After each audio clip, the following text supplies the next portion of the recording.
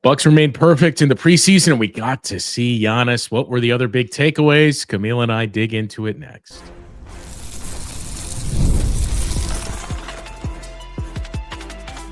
You are Locked On Bucks, your daily Milwaukee Bucks podcast, part of the Locked On Podcast Network, your team every day. Welcome into Locked On Bucks. My name is Justin Garcia, joined as always by Camille Davis. We thank you for making this your first listen of the day, each and every day. Today's episode brought to you by FanDuel. Right now, new customers can bet just $5, and if that bet wins, you'll get $300 in bonus bets to use across the app.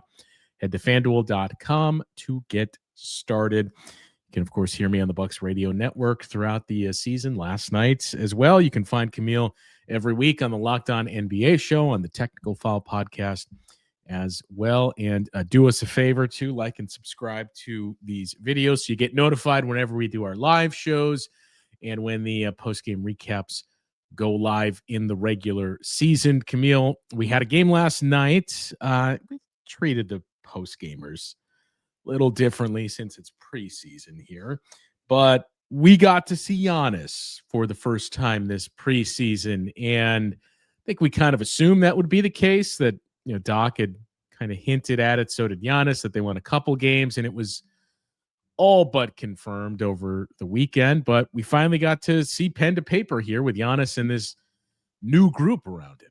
Yeah, and the thing that stood out to me was the pace still, but just the sheer amount of three-pointers that this group was able to get up in this game. Like, we've heard a lot of conversation throughout the offseason about how getting up more three-pointers was going to be a point of emphasis for this Bucks team. They wanted to be intentional about being a team that was top 5 in the league at three-point attempts. We know last year they were a team that was number 1 in the sense of the percentage that they knocked down the threes, but when it comes to the volume of the threes that they were getting up, they were middle of the pack, I think like 18th or something like that when it comes to the actual attempts per game.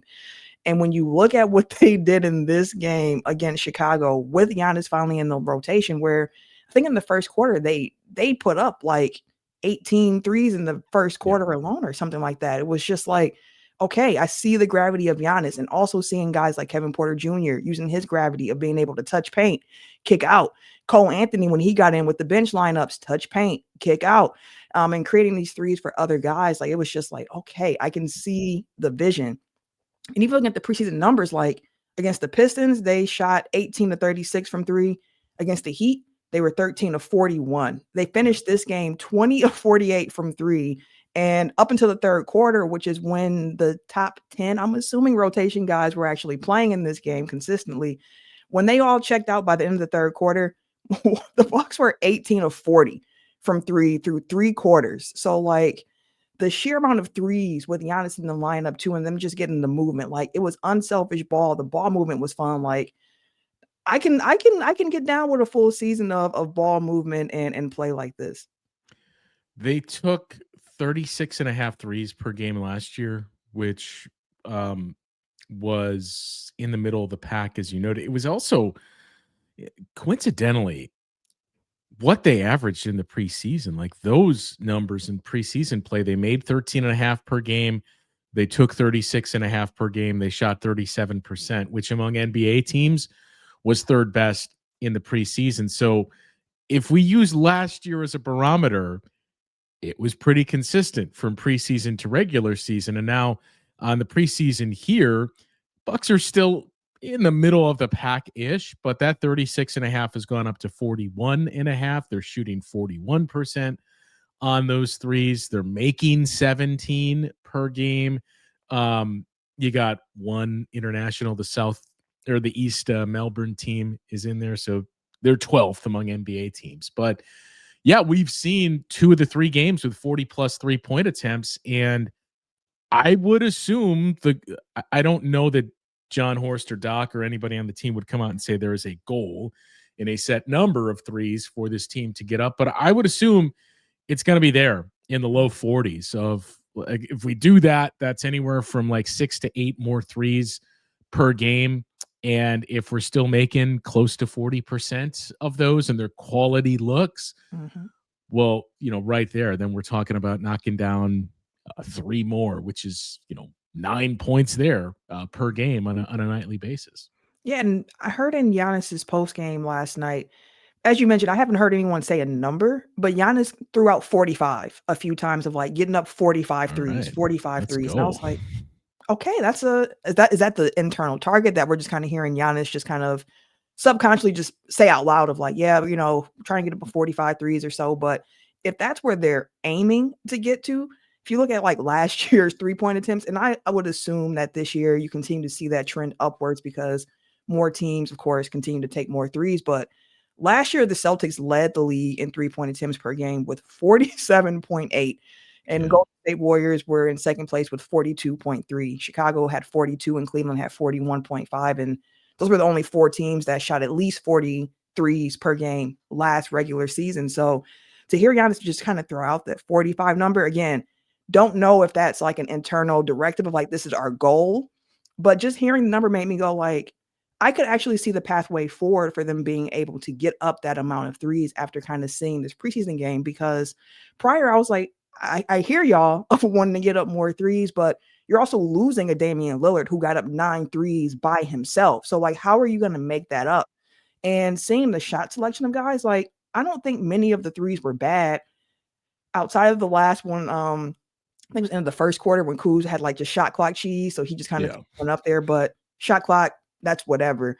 And just seeing that was kind of like, okay, like you're seeing Taurean Prince take threes that he would have turned down last year, where the closeout's coming and he's still letting it go. Even Bobby Portis with like these pseudo closeouts that some bigs tend to get, where guys aren't really trying to put their hand up. They're just trying to move their body towards you to make you think this contest is coming, but they're still trying to have their leverage in case the drive comes. And Bobby's just shooting.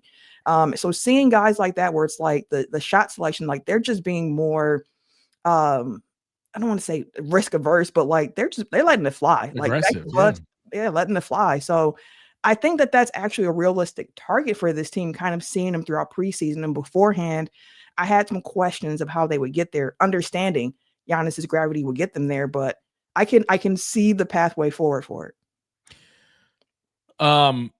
So by my count, the Bucks are one of 4 teams in the preseason that are taking more than half of their field goals from 3. Do you have a guess on who any of the other teams would be? Ooh, in preseason, that's tough. Are the Warriors still up there too? No. Doesn't make sense. One of them you've already mentioned. Chicago. No. Cleveland? No. Is Boston still? Boston is still I doing should have it. known. The system is still the system, regardless of JT being there or not. Yeah, Bucks, Grizzlies, Celtics, and Pacers are the 4 teams that are averaging more than half of their field goal attempts are coming from 3 here. I'm going to be curious to see how close that number sits to 50%, because you still have this guy that you don't want taking threes. So that's an important component there. But the looks that he's going to create, I thought it was kind of the game within the game. The interesting part was kind of seeing how Giannis and Myles Turner are going to fit together here. That was our first time of seeing it in an actual game and not just, a scrimmage or team practice here. And we could see a couple of times on the broadcast too, where those two guys were on the bench together, and you could see Giannis and Myles kind of going over, look, I expect you to be here, or maybe you should do this. So starting to see that build up is certainly going to be key. There's a couple other standouts to me from this game. We touched on the threes. We touched on finally seeing Giannis in a preseason game here. And by the way, not to slight him, 13 points, 10 rebounds, and 3 assists in his 22 minutes of work. Myles Turner, 6 rebounds, Camille. Yeah. That's going to be something to keep an eye on throughout the season, as we've been warned by Pacers fans.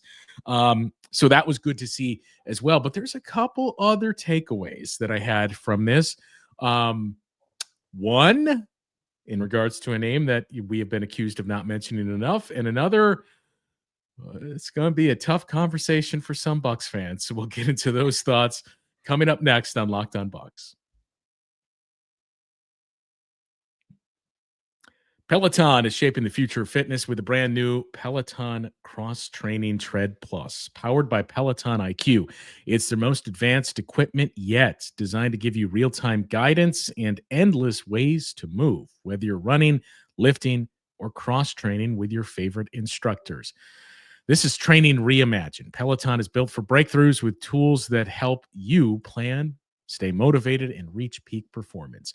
They have the IQ system, which offers real-time strength coaching, and it actually tracks your reps. It suggests the right weights for you. It'll even correct your form, and it makes every rep safer and smarter. You get a swivel screen, which is a game changer, where you can go from running on the Tread Plus to strength training without missing a beat. And their personalized class recommendations keep you engaged, where you get workouts tailored to your vibe and your energy level each week. So let yourself run, lift, flex, and push forward. Explore the new Peloton cross-training Tread Plus today at onepeloton.com.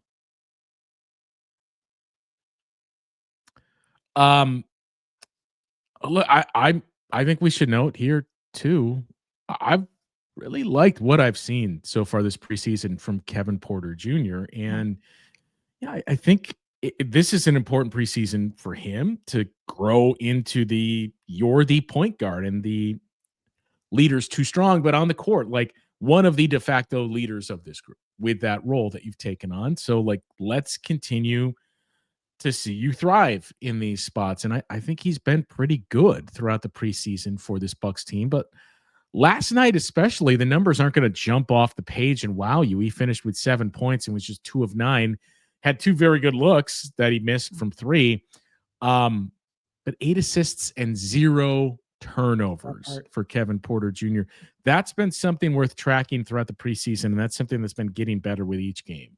Yeah, it has. Like over the first 3 games of the preseason here, KPJ has let me see, my math is right. 14 assists, 2 turnovers. Yeah, and they came in 1 game against the Pistons. Yeah, and you can live with a point guard giving you numbers like that, and that was the part of his growth that Doc was harping on so much in the offseason of like, he has these tools, but we just kind of have to continue bringing that point guard out of him because he has these athletic gifts. Like I mentioned earlier, him being able to touch paint and create for others is really important. And at times in his career early on, you would see him touch paint and look for his shot because, he felt like I created this advantage here. Let me see what I can get from it. But just him opening up the vision and getting other guys involved, like it's super important. Some of the assists that he had too were just very much so like on point. And I'm watching him like, you are really out here running this offense, especially as like that secondary playmaker next to Giannis, which was something I was curious about. We've had the conversation in the offseason of, hey, does it make more sense for Ryan Rollins to start or Kevin Porter Jr. to start?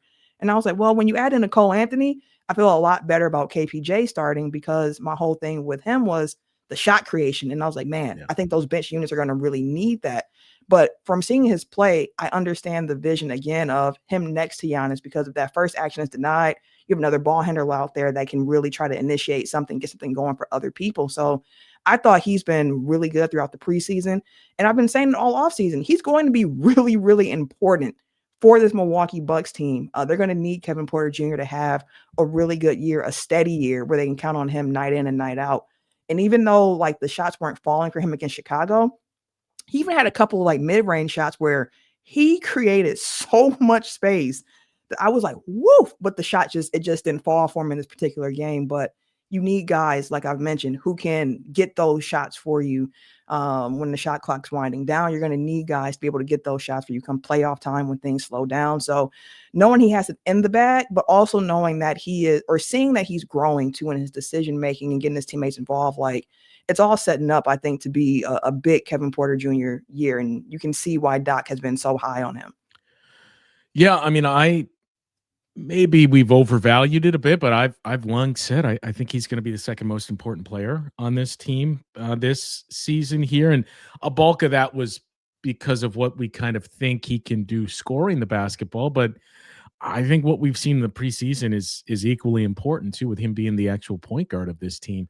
And preseason isn't the best barometer for this type of thing, but it does at least beg the question of how many double-digit scores on average do we think this team will have this season? We talked about who's going to be the second leading scorer, and here was the model of the Pacers and the Cavs and some other teams. But preseason here, they got 5 guys averaging 10 or more points. And guys excluded from that list are Kevin Porter Jr., Bobby Portis, and Cole Anthony, who at least have shots to do it. I think Bobby Portis definitely will. Kevin Porter Jr. definitely will. Cole Anthony's going to be interesting. But, like, are we looking at potentially Giannis is going to carry a very, very heavy load, and then, like, you're going to have a lot of guys that are averaging, anywhere from 12 to 16 points per game, where we're all of a sudden talking about 8 or 9 double-digit scores. I think that's absolutely the formula for the team this year, especially when you think about the fact that every night's not going to be for everybody. Like the looks, you have to shoot when you have the looks, but we know how basketball goes. I already know there's going to be some games this season where people are like, what? They keep shooting the threes and they should have did something different because they weren't falling. But it's like, you understand what this team has. It's a team that can shoot 40% from three. And that's an average. Some nights it's going to be hotter, some nights it's going to be colder, but they have it in them to do that. And I think some nights, I think Doc even mentioned this too, like he talked about Gary Trent Jr. and AJ Green in particular, of like, hey, sometimes it's going to be one of those guys' nights and not the other guy's night. And then you just kind of go with that. But with that, like, I think that's how you end up having, 7, 8 guys all averaging double figures, because they know the ball's going to be moving. It's not an offense that's really hunting for shots from just one person. They're seriously trying to find just the best shot, ideally a three, to knock down, and whoever gets it happens to get it. As long as it's a good look, no one really cares about who's taking it. Like, even hearing Myles Turner talking about, like, I need to shoot more, actually. Like, my teammates were saying that I got to do a little bit more shooting. Like, I'm not used to that. I'm going to get more looks in this offense. I got to be ready for it. So yeah, I think that's going to be the formula for this team, where you do have, 7, 8 guys averaging double figures. And it's making me actually wonder if this is a year, because I think before I was like, I think Giannis can average 30 again, but it might be a couple points underneath that, just because he is spreading the ball out a little bit more to other guys too. I mean, again, the ultimate caveat to apply here is preseason, but I Yes. think there's some interesting takeaways if we look at the per 36 numbers. Um, I'm going to throw out the guys that are kind of fighting for their roster spot lives and what we've seen even from our boy.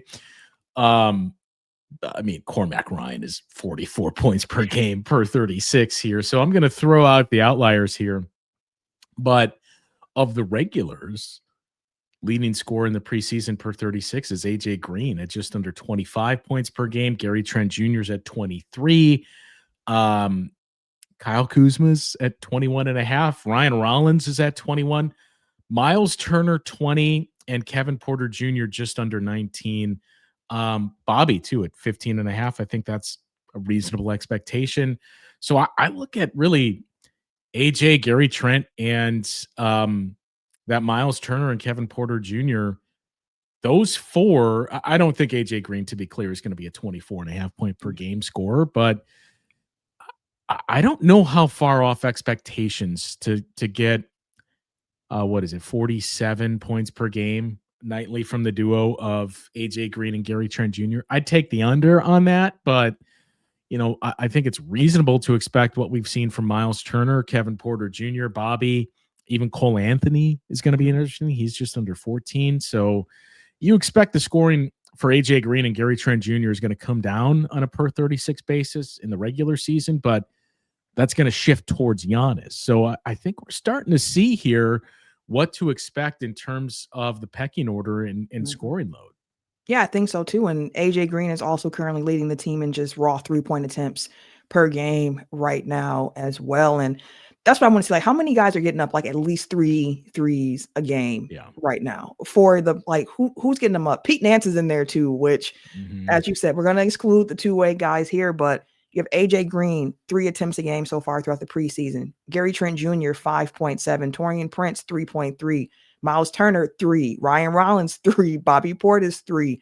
And then you even have Kyle Kuzma with 2.5. So if you round that up, you're right there. But like, that's the formula, I think, for this team. And to really quick mention Cole Anthony, because I wasn't really sure what to expect from him on this Bucks team, but knowing that he's going to be kind of like a bench guard, the playmaking from Cole Anthony has really popped for me. I did not expect that from him, and I can see why the coaching staff is feeling a lot more confident about Cole Anthony being the guy to really run the second units, because he's been doing a fantastic job of getting other guys shots as well from these whip, overhead passes to corners from the wings.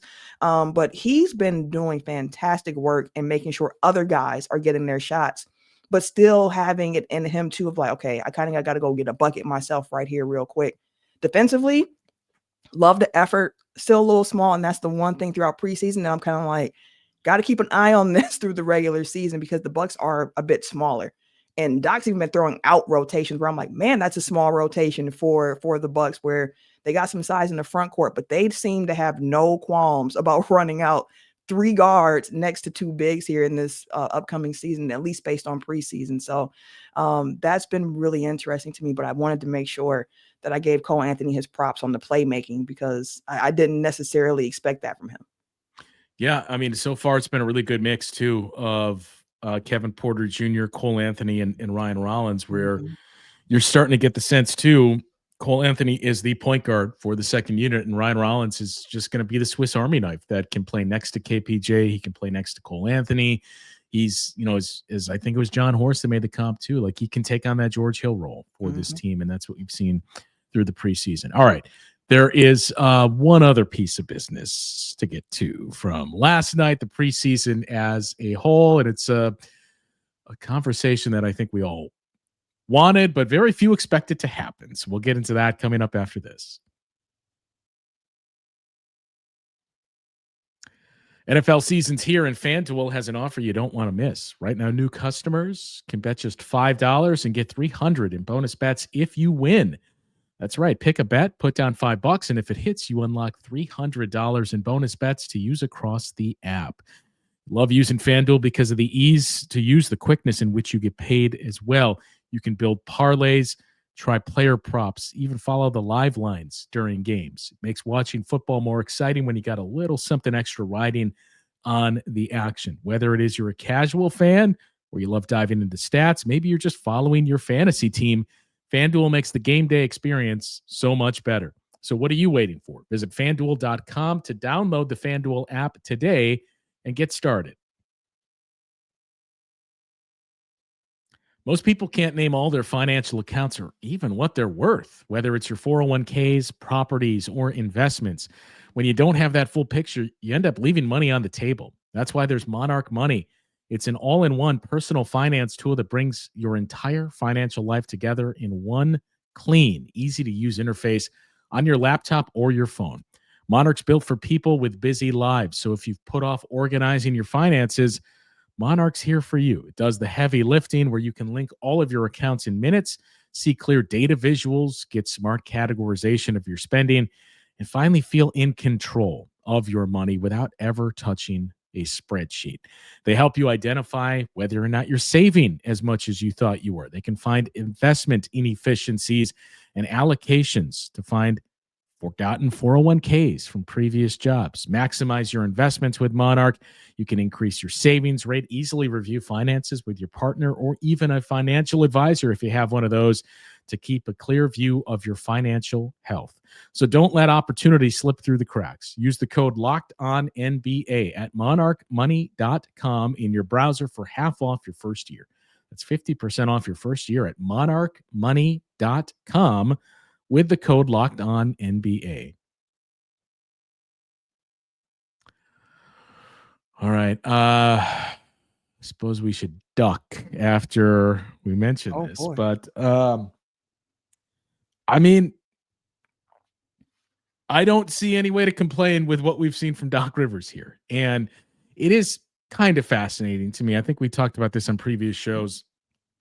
It was funny to hear a lot of the national perspective with some of the names that would come up when they talk about the Bucks, where you're like, well, why are you mentioning that name second? Like the emphasis was being put on Kyle Kuzma and Cole Anthony. You're like, okay, I mean, maybe talk about Myles Turner and Gary Trent and AJ Green and guys that are clearly in front of them in the pecking order. So there was that, but even locally, look, I get, and I'm not here to be the team shill and defend everything the coach does. I get the overall sentiment and feeling on Doc Rivers, but I mean, like the writing was on the wall all throughout the summer. We both kind of said we assume this is what the starting lineup is going to be. Let's see, because the Kyle Kuzma piece, like, all right, let's see how they actually view him. But the deeper we got into camp, like the more it was just kind of there to read between the lines, to hear everything from John Horst about the sample size and the group that they believed in, to hear some of the things Doc said about figuring out how to use Kuz and talking about the shot diet and what they wanted to eliminate from him. Like, if you want to eliminate those types of looks and threes and you just want him slashing to the basket, like, well, that doesn't work next to Giannis, especially if you're trying to increase your overall threes. So, I mean, I get why there was some hesitation and skepticism to think like, are they actually going to do this? But the answer was there the whole time. And so far, like, they're leaning into playing the exact way you wanted to see coming into this season. Yeah, they are. They are. And a lot of surprise faces, not even just on the national scale, as you mentioned, but I think even locally. And honestly, I think part of the reason that there is so much surprise is that when people think about the Doc Rivers tenure so far in Milwaukee, one thing that they're going to point to, of course, is last season's playoff run, where at the end of the year, you saw who the best five was. And it felt very clear. Like, okay, AJ Green, Kevin Porter Jr., Gary Trent Jr., Bobby Portis, and Giannis at that time, where it's like, that's the five right there. People were seeing like the stuff with Kuz. I'm not really necessarily liking how the play is going right now. Like, we should You move to say this not smaller line. necessarily. Not necessarily. I'm gonna give it that. Not necessarily, because he had moments. He had moments. But when people saw that grouping of five, especially after that Timberwolves game where they have this crazy comeback, and it's like, this is clearly your best five. And then you get to the playoffs, and that's not the five that's starting, and rotations where people were questioning what they were seeing of like, I don't understand how we go to this when you've already seen this. So I can understand having a level of skepticism going into this season of like, okay, well, last year we outside saw this was the way to go. You're kind of saying this now, but like, I need to see it first before I believe it.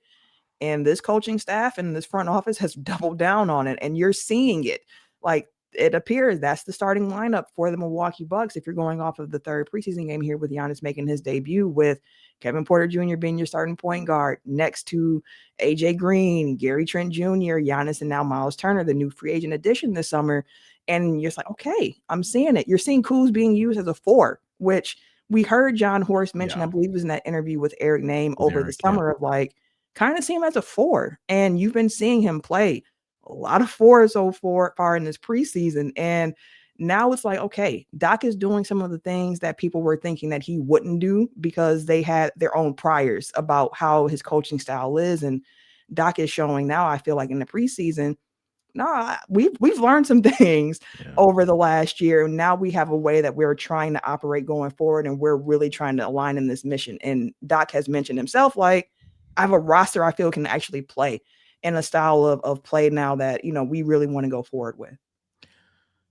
Yeah, and I mean, I've talked to, I think we both did, about the, you know, the potential pressure on this team, and it's at least out there in the sense of like, well, given at the very least, even if you're the most dyed-in-the-wool Bucks fan that thinks everything that's coming out of Shams Charania's mouth is made up and fabricated, like, at the very least, you can acknowledge there is some uncertainty out there. So it's imperative to avoid a 2-8 start or slow start in general. Like, don't give a reason to say, yep, this is it. Like, it's just not going to happen here. But if we take that out of the mix, and like everything we've heard from Doc Rivers has been music to Bucks fans' ears when it comes to the Giannis saga and where will he end up finishing his career. If Doc Rivers is just of the mindset of like, this is a non-story, I don't know why this is even being discussed, we believe that Giannis is going to be here forever, so let's move on, that alleviates a lot of pressure on his side too. Even if it's just, I'm oblivious and I should maybe examine these things a little further, but I'm just hear no evil, see no evil on this thing. It removes some of that. And, you know, we've talked before about Doc Rivers with the pressure off with these types of teams and players. That is where he's traditionally been at his best. I don't really know what to make of that. But we've seen that through the years. And it's not to say like he has won with experienced teams with pressure. He won a title with the Boston Celtics, obviously. But these are situations where Doc has really thrived in helping coach and develop these guys. And there's a lot of that in terms of opportunity for this group. So I'm just fascinated to see. And I think the other thing that probably got people um, onto the scent of, wait, is he going to do everything we don't want him to do, was the notion and the communication that came out of camp too, of like, well, we have multiple lineups and we have a lot of lineups that we believe in. So I think you hear that and think, oh no, what's happening here? I personally take that to be like matchup based and closing games of like, well, we feel like, or even bench units, right? Like we have this Cole Anthony unit that we can roll with, where we're going to have scorers coming off the bench. We have this defensive unit that we can lean into. So we got a lot to play here. I think the one thing that if I had the opportunity to sit down in a room and ask and get an answer on this with Doc Rivers, would be, I just want some clarification on this. Like, leaning into this way, this is the way that we got to play. I get that. And even your communication too of, it wasn't sustainable last year and we could only play a certain way and that wasn't going to work. And I had those conversations with John too of like, we can't play this way. We're on our heels and we got to be more aggressive. I get that. We all agree with that. What was the reason? And it's not even pointing a finger. What was the reasoning then for sticking with that lineup for so long in the playoff series against the Pacers? Was it basically just, I don't know that these guys are fully ready for that yet. And you know what, if I'm going to go out, I'm going to go out on the sword with these veterans and try up until the very last minute when I see we can't do this. It could have been that. It very much could have been that, because I mean, we saw Kevin Porter Jr. He didn't have a great playoff series himself, but again, not a start. Yeah. He got better. Yeah. But again, it was his very first experience in the playoffs. Like, even with the Brewers, like when they lost the 2 games in Chicago, you heard them say like, this is a young team, like not trying to make excuses or anything like that for the guys, but it's a young team and they kind of had to learn. Like Pat Murphy just kept saying like, it's not an excuse, but like, this is their first real taste of the post. They have to get used to it. The Brewers, as we know, they did win that game 5 back at home, but I think it's part of like the development of younger players. And I've said it a lot, like in a season, especially this one upcoming, when you're putting younger guys in different positions and different roles with bigger responsibilities, there's going to be learning curves. It's going to be up and down at time. Progress is not linear in that sense. So you kind of got to roll with it. And it could have been a thing for Doc of like, I don't know if I have the time right now, given it's a playoff series, for me to roll this dice. But I think throughout this season, that's going to have to be the refrain of like, this is our 10 guys that we're got in the rotation. They're going to play. They're going to learn through the opportunities of being in different positions, but they have to figure it out. And sometimes it's just like that, where you got to go through it before you can understand it and then be better. Yeah. And, this is the opportunity for, we talked about guys individually. This is one of those like late career opportunities for Doc too, to say like, look, I can do it with various levels of teams. And I did it as the NBA itself changed. Like I took this Bucks group.